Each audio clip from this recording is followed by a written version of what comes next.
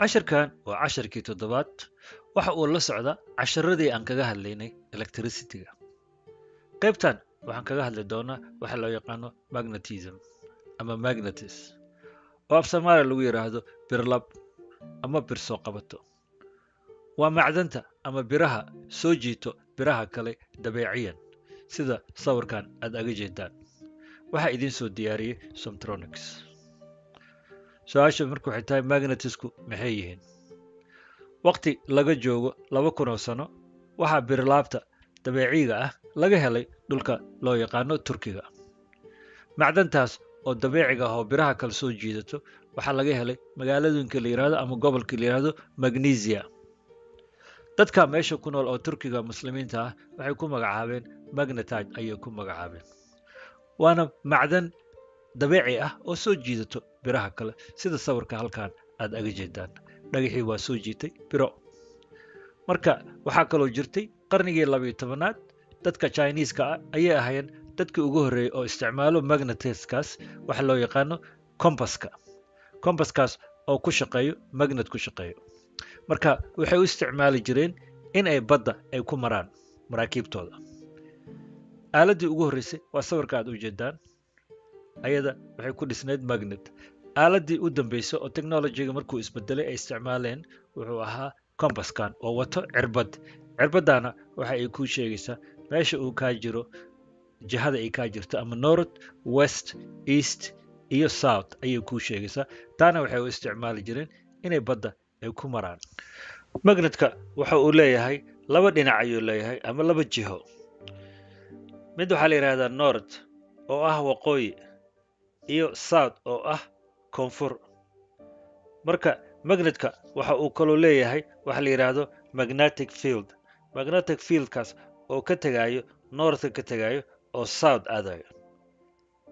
Haddii aan soo qaadano laba magnet aan soo qaadano midna uu dhinacan ku leeyahay north midna dhinacan uu ku leeyahay north aan isu dhaweyno way kala cararayaan. Haddaan isu dhaweyno north iyo south haddaan isu dhaweyno waa soo jiidanayaan sidaa u jeedaan.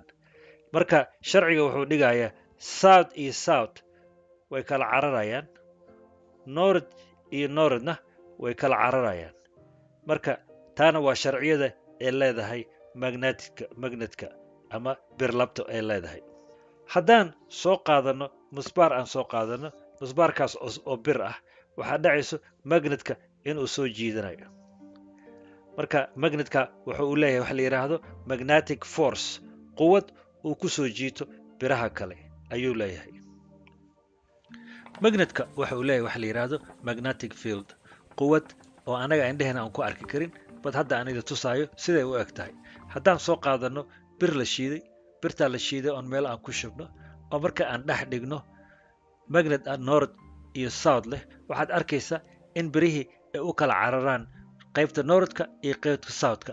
Dhinacyahana ay sameeyaan wax u eg layman. Laymankaas waxaa la yiraahdaa magnetic field. Waxayna ku badan yihiin dhinaca northka uu ka bilowdo iyo dhinaca southka uu ku dhamaado ayay ku badan yihiin. Laymankaas waxaa loo yaqaanaa magnetic field ayaa loo yaqaanaa waa quwadda ay leedahay magnetka. Markaan rabno inaan cabirno waxaan soo qaadanaynaa qayb ka mid ah ama area ka mid ah magnetic lineskaas waxaana aan lagu magacaaba magnetic flux density ayaa lagu magacaabaa. Waxaana lagu cabiraa wax la yiraahdo Tesla ayaa lagu cabiraa. Magnetiska saddex nooc ayay u kala baxaan. Three types of magnets. Tan ugu horeysa waxaa la yiraahdaa permanent magnets ama birlaabta joogtada ah. Birlaabta joogtada ah waxay kaydisaa quwaddeeda oo ma dhumiso. Waana dabeeciyan. Waxaa ka mid ah lodestone-ka macdanta la yiraahdo oo laga qodo dhulka. Taasoo ayadana birteeda ay haysato birlab. Waxaa kaloo ka mid ah bar magnetska ka mid ah birahan magnetka lagu dhaliyay oo ayagana keep gareeyo oo aanan luminin. Ayagana waxaa la yiraahdaa bar magnetiska. Waxaa kaloo ka mid ah adduunka earthka. Adduunka magnet ayuu leeyahay mana uu lumiyo. Tan labaad waxaa la yiraahdaa temporary ama midda ku meel gaarka ah oo birlaabkeeda uu ku meel gaar yahay. taana waxay kiibgaraysaa waqti yar ayay heesaa magnetkeeda markii loo fiiriyo midda la yidhaahdo midda joogtada ah permanentig la yidhaahdo waqti dheer ayay haysataa quwaddaas. marka taa waxaa ka mid ah electromagnet ayaa ka mid ah fiilada markii ay marayso korontada waxaa ka dhalato magnet ayaa ka dhalato. markii korontadu aysan fiilada marayna magnetkii ama birlabti way ka tagtaa. marka ayadana waa temporary oo muddo gaaban ayay joogtaa. waxaa kaloo ka mid ah metallic materials biraha ayagana markii magnet lagu xoqo ay dhaliyo magnet dhaliyo. markii laga qaado birta markii magnetka laga dheereeyo ama birlaabta laga dheereeyana way lumiyaan quwadooda. tan u dambaysa waxaa la yidhaahdaa electromagnet ayaa la yidhahdaa. waa midii hadda aan ka hadalnay oo ah ka dhalato fiilada marka ay marayso korontada ayay ka dhalataa. taana waxaa loo yaqaanaa electromagnet ayaa loo yaqaanaa. aaladda aad u jeedaan waxaa la yidhaahdaa compass. compasska waxa uu leeyahay cirbad. cirbaddaas oo ka samaysan birlab ama magnet ka samaysan. dhinaca guduudka ah wuxuu always ama markasta kuu tilmaamaya jihada ay kaa jirto noordka ama waqooyiga. dhinaca cad waxay kuu tilmaamaysaa dhinaca uu kaa jiro southka ama koonfur. marka waxaa loo isticmaalaa compasska inuu kuu sheego jihada uu always kaa jiro noordka. markaa noord aad ogaato meesha uu kaa jiro ayaad ogaan kartaa meesha ay kaa jirto west ama east ama south ayaad ogaan kartaa. compasska waxaa alifay dadka chineeska ayaa qarnigii 12aad isticmaali jiray sidii hore aan usoo sheegnay. ayaga ayayna ahaayeen dadka ugu horreeyay oo isticmaalo sida badda ay u maraan. haddaan soo qaadano magnet aan soo qaadano leh south iyo nord leh oan u dhoweyno compasska u dhoweyno waxaa arkaysaa cirbaddii compasska inay usoo carartay dhinacii southka. haddaan southkii marka aan dhaqdhaqaajino waxaa arkaysaa cirbaddii inay raacayso. marka waa uu soo jiitay southkii wuxuu soo jiitay nordka ayuu soo jiitay.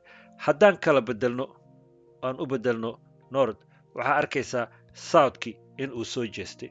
marka southkii marka uu raacayo nordkii uu raacayo. marka compasska waxa uu leeyahay magnet ayuu leeyahay. waxa uuna kuu sheegayaa meesha magnetka uu kaa jiro ayuu kuu sheegayaa ama birlabta ay kaa jirto. marka maadaama birlab uu gudihiisa uu ku jiro cirbadda ee leedahay waxay la shaqaynaysaa magnetka ayay kusoo cararaysaa ama ka cararaysaa. haddaan gedino waxaa arkaysaa in dhinacii uu isbedelay.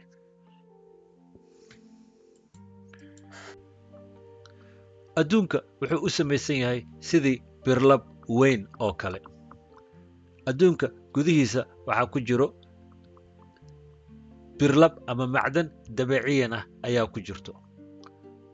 markaa adduunka aad fiiriso wuxuu u samaysan yahay sidii magnet oo kale u samaysan yahay ama birlab.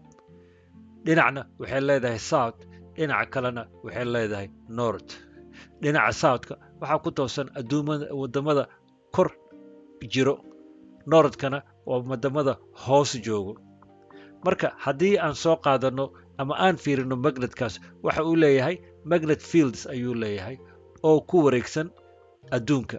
magnet fieldkaas ama quwaddaas magnetka ama birlabtana waxa aad ka dareemi kartaa meel kastoo aad joogto adduunka.